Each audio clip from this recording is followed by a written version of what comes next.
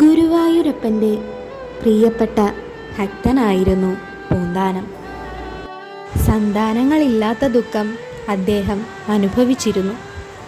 കഴിഞ്ഞ ജന്മങ്ങളിലെ പാപഫലങ്ങളാണ് പുത്രദുഃഖത്തിന് കാരണമെന്ന് ഭഗവാൻ തന്നെ പൂന്താനത്തിനോട് ഒരു സന്ദർഭത്തിൽ പറയുന്നുണ്ട്.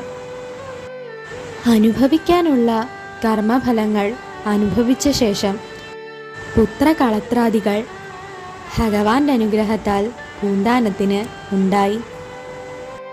അങ്ങനെ അദ്ദേഹം വംശം നിലനിർത്തി. അതിനുശേഷമാണ് അദ്ദേഹം ഭഗവത് പാദങ്ങളിൽ സായുജ്യമടഞ്ഞത്.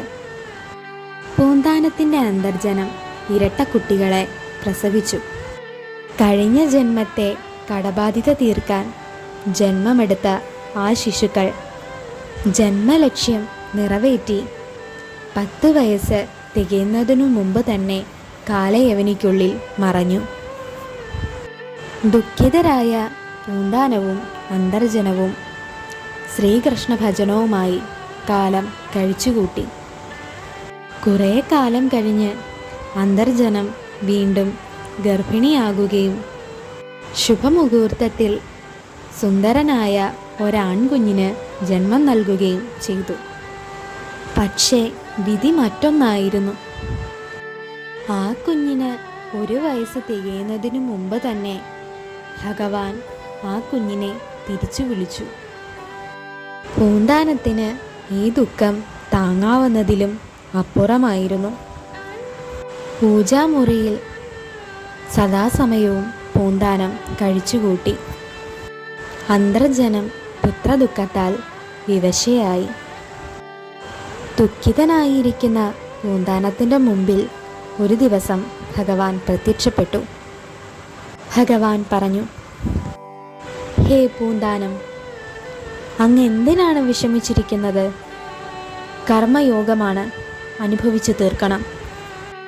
തൊഴുകൈകളോടെ പൂന്താനം ചോദിച്ചു, എന്തേ എനിക്ക് മാത്രം ഒരു ഉണ്ണിയെ തന്നില്ല ഭഗവാനെ? ഭഗവാൻ പൂന്താനത്തെ ആശ്വസിപ്പിച്ചു. പൂന്താനം, ഞാൻ സദാസമയവും അങ്ങയോടൊപ്പം ഉണ്ടല്ലോ, പിന്നെ എന്തിനാണ് ഈ ദുഃഖം? എന്നെ മകനായി കണ്ടുകൊള്ളുക. ഭഗവാന്റെ ഈ വിധമുള്ള വാക്കുകൾ കേട്ടപ്പോൾ പൂന്താനം വളരെ സന്തോഷവാനായി. പിന്നീട് പൂന്താനം പുത്രദുഃഖം മറന്ന് കീർത്തനങ്ങൾ രചിച്ചു തുടങ്ങി. ജ്ഞാനപ്പാനയുടെ രചന തുടങ്ങിയത് ഈ സന്ദർഭത്തിലായിരുന്നു. പിന്നീട് സന്താന ഗോപാലം അദ്ദേഹം രചിച്ചു.